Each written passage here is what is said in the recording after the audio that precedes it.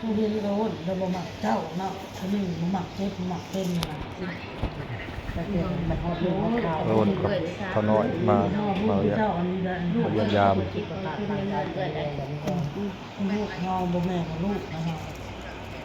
ลูกเรียนตัวนั้นดี บ่เฉ พ่อ พาะ จะ เฮา ช้าถูกมีวาสนาป่วยอะไร จับกันในข่าวขันสุขภาพได้ได้ นั่งลูกลูกกับเขาสโลมอยู่เรื่องเอา อ้นมีเงินมีทรัพย์บริษัทมีสุขภาพร่างกายแข็งแรงเนาะที่ไปเรื่องอะไรที่ไปตรงนั้น เรื่องคันหอดข้าวเนื้อ เพื่อข้าวหอดแกงมันเนาะเพื่อ ทั้ง ทำ ระ ให้ บุ มันสูง ใด ให้เต็ม บ่ ที่ เฮานี่เป็นดุเฮาสังเกตเป็นดุคนที่มัน เอา ขอกท้องบ่เจ็บท้อง ถ้าที่นี่ก็ได้นะเป็นแพทย์ ทียังแค่ แล้วมาขายก็จะมา เสียแรงแล้วตอนนี้เสีย เสียแล้วขายก็จะ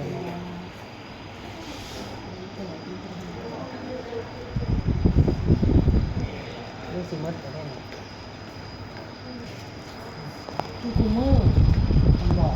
2 เม็ด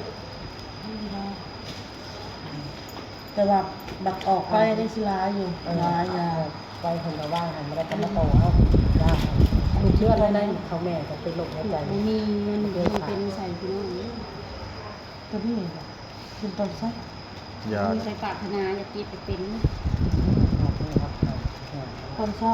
2 เม็ดตอนสวยเม็ดหนึ่งมันมียาประสาทตอนระงับประสาท จะได้นอนหลับ วิธีอื่นดีดี ให้ระงับให้น้องวาง หมอว่าให้อันนั้น สี่ดอก แต่ว่าเราเป็นโรคหัวใจให้กินเรื่อยๆได้ เกิดความเครียดแล้วนะ เกิดซาตุน ยามาตรฐานได้ เนาะ ประสาท มีบอก มี มาเป็น เป็นการมันใส่น้ำมัน กินโลเลยก็เตือน มั นะ นแบบเขาออกจากนี้เขาบริใส่แล้วเขาจะไปกินเอาแล้วแบบ อันนี้ตัวนี้เป็นเศร้าสวย ใส่นี่บ่กินแล้วมันเห็ดมาปวดนะ นี่ดีกว่าสุด ซักเขาเป็นเส้นเลือด ดอกเบอร์ นี่บอกโรคหัวใจประสาท นี่นี่สุดเลยนี่ โรคหัวใจป มี ระ แต่ สาท มีหลายหัวใจ ประสาทหัวใจประสาทหัวใจ โรคหัวใจประสาท โรคหัวใจประสาทหรือว่าประสาทหัวใจนี่แหละคุณเล่า ประสาทใจเอามัน เกิดความเครียดแห้ง ครับที่มันเป็นในนอนว่าเกิดความเครียดสะสมของเราสะสมมันก็เลยเป็นโรคนี่ค่ะเจ้าต้องกินยาจนเจ้าสิดีแข็งแรงเลยได้เป็นปัญญา ว่าเลยก็โทรมาบอก โทรมาดูพี่น้องโทรมาตั้งแต่กลางคืนที่ของหมอผมโทรมาคือสามารถไม่น้อยก็โทรส่งคลิปเสียงมาโทร รู้แล้วก็มีคนหักซ้ายแล้วก็เจอทางที่แจ้งได้นะสิ ตกใจเบิดส่งมันเหนื่อยตัวเขาหมอเห็นไหมเอาให้คอเบิดเป็นโทษ 64ใส่วัดคืนจน12 โมง ใจเลยเนาะ ป้าเขามา ไปล่างหัวอยู่ดีๆอยู่ ชอบแล้ว เห็นล่างตัวนี้เขาเป็นคิด ใส่นมใส่ยาใส่ได้ม่านมา เอาว่าสงสัยไปกินกาแฟเนี่ยหรือว่ากินกาแฟมันก็ต้นหัวใจ เคยกินอยู่ ระวังเรื่องของขนาดหัวใจเขาให้กินกาแฟบอกให้กินไม่ต้องกินเลยดีหัวใจ หมดน้ำได้รุ่นไป น้ำส้มน้ำซอยไปน้ำ ตัววันนี้ตัวกับปรับหลายอย่างในการอยู่การกินการอะไรดำรงชีวิตแบบ อันหมดโอ้นักเศร้าชื่อกินซะเด้อ ไขมันจะ อ้วนน้ำหวานนักเศร้าเห็ดกินเศร้าหมดน้ำหวานเลี้ยงเห็ดแนวอื่น ตัวจะเบิ่งลูกมึงนะหัว ลูก ของมัน โด ข น อง เล ท ย อด เนาะ เนาะ หมดมันทอดเลือดไปเลยป้าก็เลือดจากทอดเป็นหนึ่ง ขาดเลือดเสียงน้ำถึงว่าเม็ดเลือดขาวถึงสูง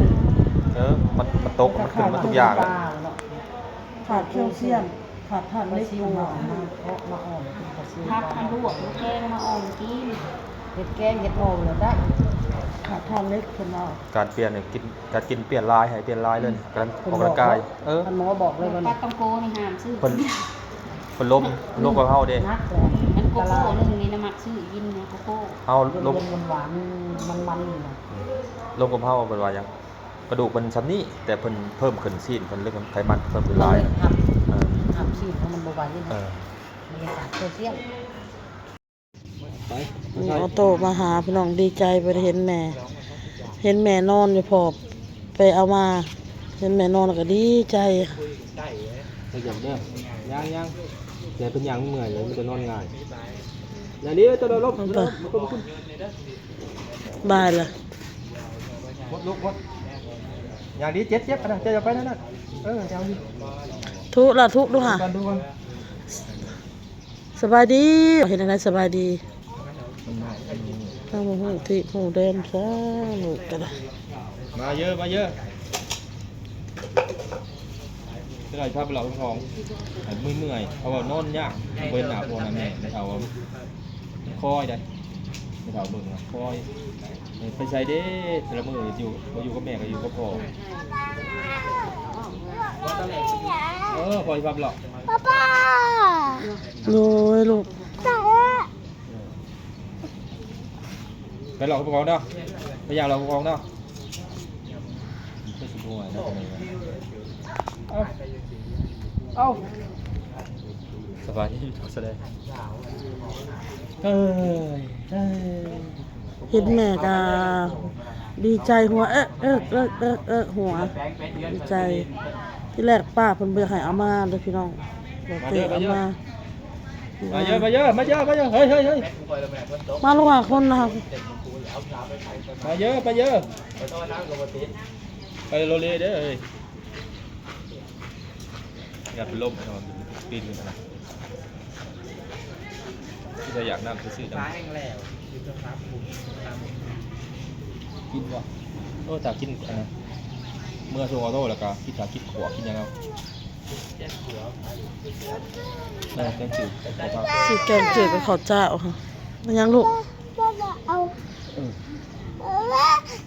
อยากได้ยังไรได้ยังลูกโอ้ฮะอยากเลาะไปพาลูกเลาะไป เรากินน้ำเย็นปะ เลาะน้ำพอไปเจ้าตัวอย่างหมด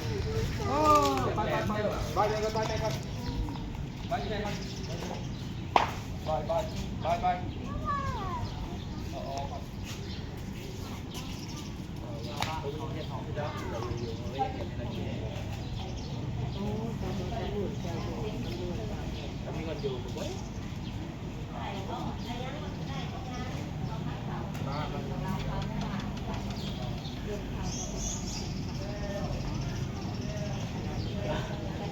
ชมคนมาเจอเชื้อมีไอ้ชมคนมาใหม่อ่ะแล้วผมไปกินข้าวผมวิ่งก็ยืนเลื้อนผมก็หากินกาแฟเขาพาตีอุ่นก็หา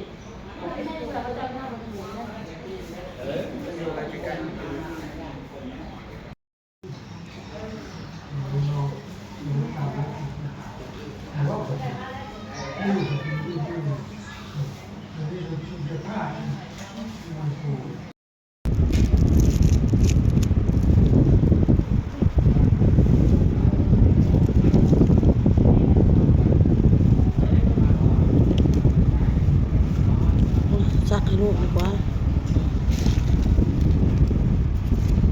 เอาบ่แม่นเอาเบื่อพี่มันซักไม่ซักมึงจังหวะก็หน่อยก็พอคนเอามาส่งนะมาส่งให้ป้าไปหน่อย เมื่อไรอาบน้ำเลย เป็นเห็ดแต่แท้